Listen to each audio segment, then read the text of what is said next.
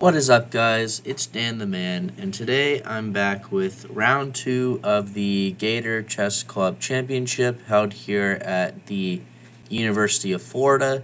And after winning my first round game against fellow student Ethan Tal in a pretty interesting two rooks endgame where I made a blunder by moving the king the wrong way, but thanks to some low time on both ends of the game, Ethan eventually slipped up, which would eventually give me the win. So we win the game in round 1.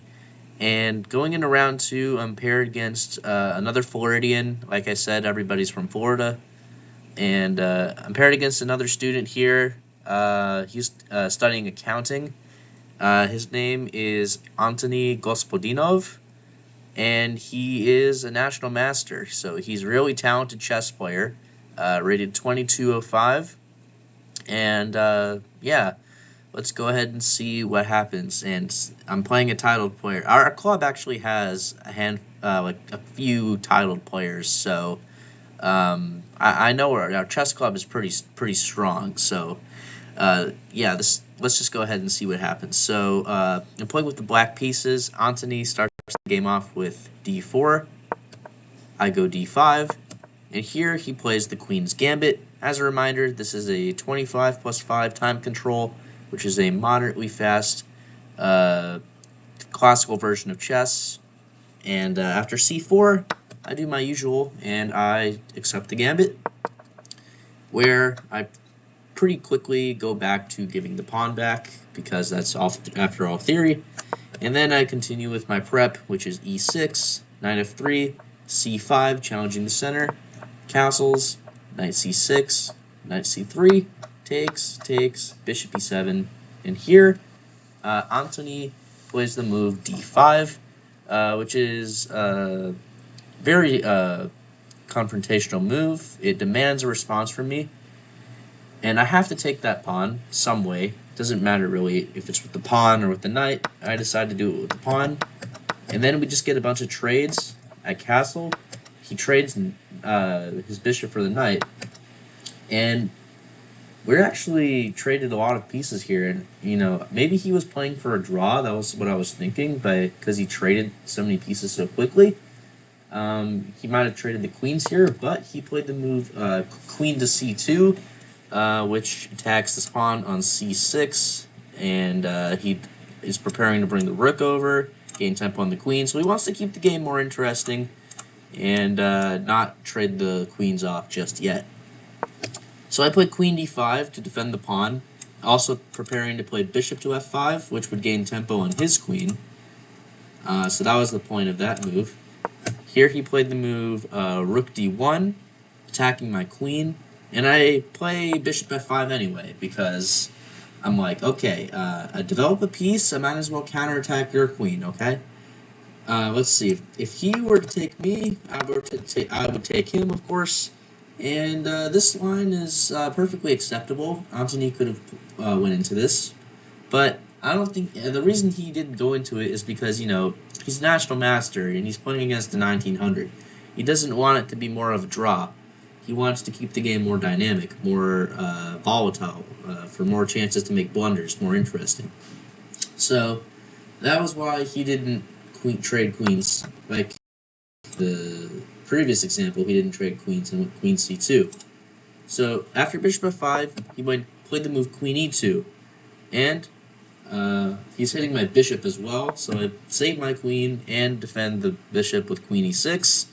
And here he could again trade queens, but he wants to keep the game interesting, as I have said, and he played the move bishop to e3, which is a denial of trading queens. But by doing bishop e3, I noticed that he pinned himself, so I took advantage of that, although not the best move, but I still played it. I played the move bishop c5, putting pressure on the pinned piece. And if he does nothing, I'm going to trade bishops on e3, and he's going to get an isolated e-pawn, so he has to do something about that. He played the move knight d4, and I could move the queen to f6 or something to defend the bishop, but I just go ahead and take the bishop. Nothing wrong with that. And here we have equal pawns, equal material. The only real difference is his queen side is better, has a better pawn structure than mine.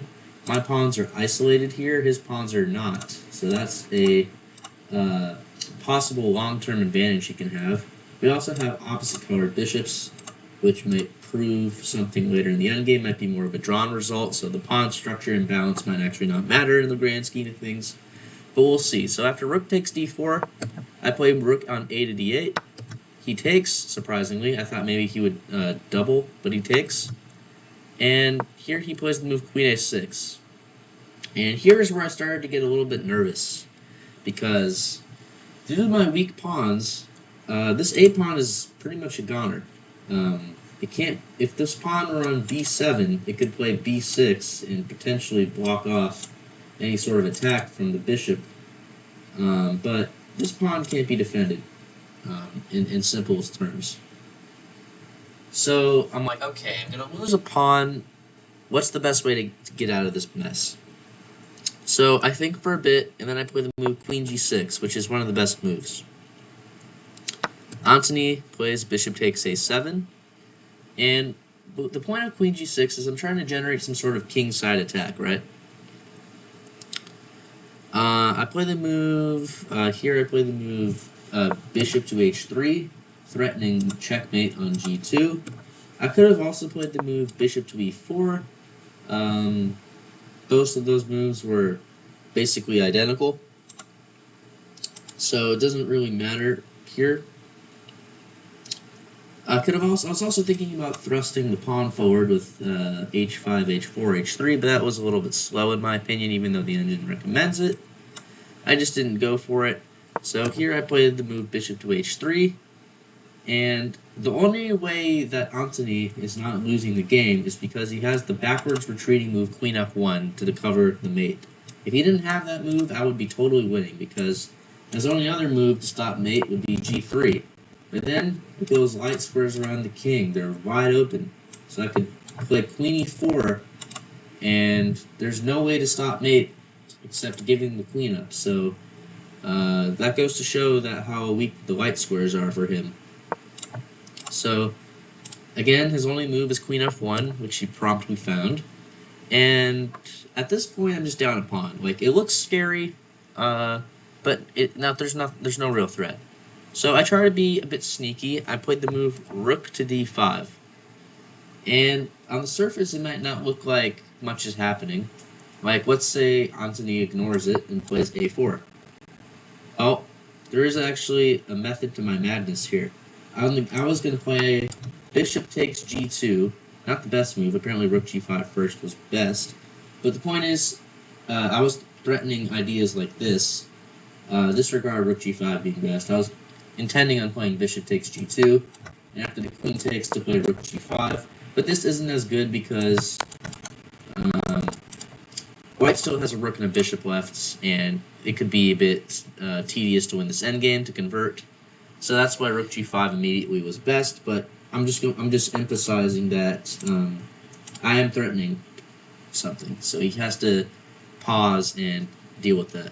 And he does that by playing the move bishop to e3, covering the g5 square, so those ideas are pretty much out the window. And here I think about what to do. If I don't really act fast, I mean, his pawns over here are going to roll down the board. Like, this a pawn is a passed pawn, and it's only an a2. And with the rook being behind it, that a pawn could be a really big nuisance for me. Who's stopping it from queening? Same with the b pawn. It could maybe overwhelm the c pawn. So I have to act fast. I have to create some sort of counterplay. Otherwise, I'm just totally losing right here. So after bishop e3, I try to continue the kingside attack, and I play the move h5. He just goes ahead and starts pushing the pawn. As I said, a4.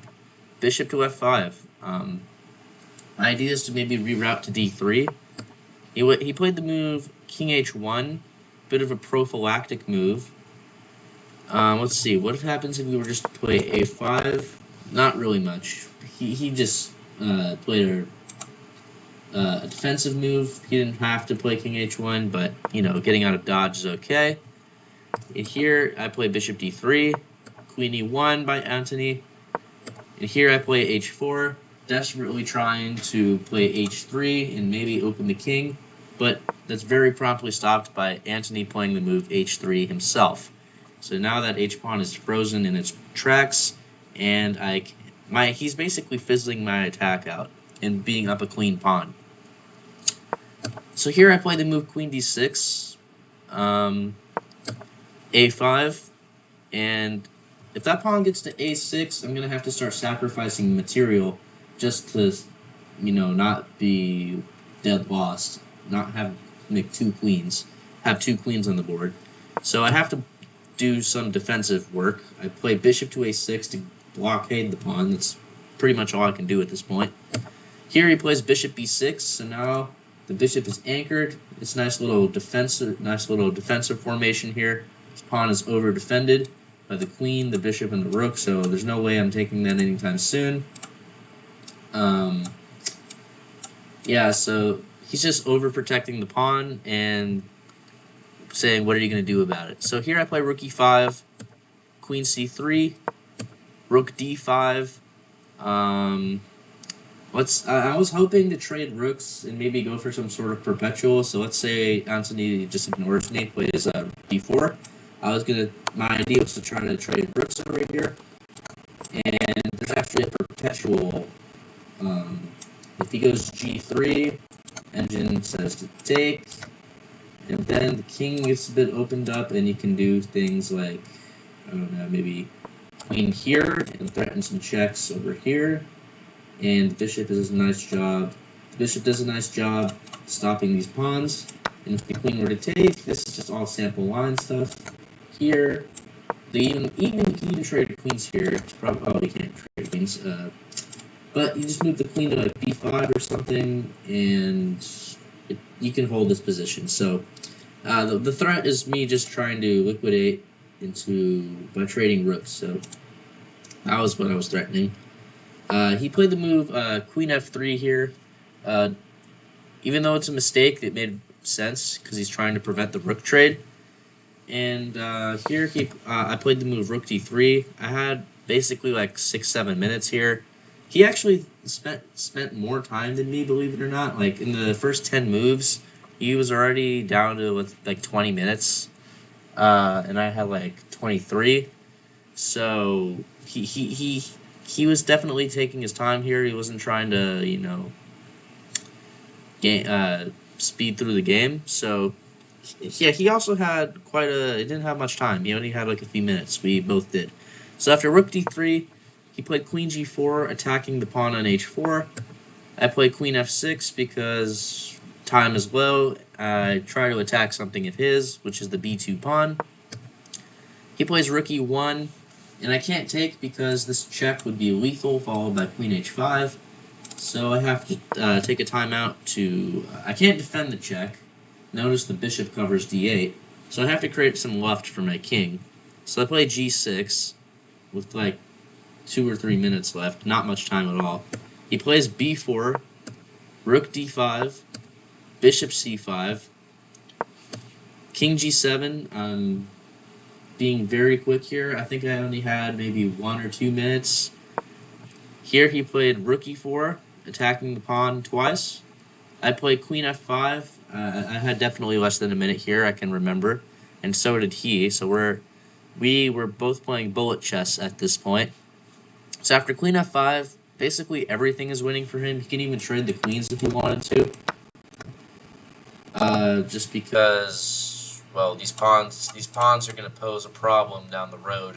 The engine's saying to just go here and bully the bishop, and yeah, just trade queens. But he played bishop d4 check, and that's actually better because if I move the king, let's say here, he just takes this pawn. I can't go to the h file because he takes the pawn with check. And if I were to go, let's say to f8, he still takes, and now he's threatening checkmate. So I thought moving the king would be worse than what I did, which was sack the rook for the bishop. Okay, that bishop is too strong. It's piercing through my dark squares. I might as well sack. I'm gonna go on lose, but I might as well not lose as fast. So here he played rook takes d4. I grab a pawn because why not? It's close to his king, but I know I'm still losing. He plays rook d1. Not really any need for that, but he's stopping any checks in the back rank. And it may look like here that bishop e2 is a fork, but the point he actually can just play this nice move, queen e4 check, and trade the queens off, and his life would be really easy. So I didn't want him to trade queens, so I played the move king h7, avoiding the trade. He played queen f3. Queen a2, declining the trade, but still maintaining defense on the f7 pawn from afar. He played queen f4, and this wasn't the conclusion of the game, but this is all I could write down before I got extremely low on time. At this point, I probably had like 10-15 seconds, and it wasn't worth writing down each additional move past this point, so I just decided to lock in. But eventually, I did lose the game. He mated me with this queen and rook. But again, I didn't record that far because I wanted to prioritize my time rather than note-taking. But this up to this point is pretty representative. Antony just won by simply outplaying me. I don't really think I did anything wrong. That's how it feels against titled players. You don't think you do anything wrong, but then they find a way to outplay you. And here it was just a matter of time. Here, if you look at the accuracy, Antony played at 93.7, and I didn't even play that poorly. I played at 87.6. And if you look at the graph, it was pretty even the whole time. But then Antony's advantage slowly started to creep up until it was too much for me to handle. So yeah, this game was just a matter of being outplayed. I don't think I did anything majorly wrong. Yeah. And yeah, this just what happens sometimes. So, but I'm not upset or anything. I kind of expected this going into the game, and 87.6 is really good performance for a loss. And I'm gonna go ahead and say thank you guys for watching. If you like content like this, please don't forget to smash the subscribe button, leave a comment, let me know what you think. And yeah, have a great rest of your day or night. Bye.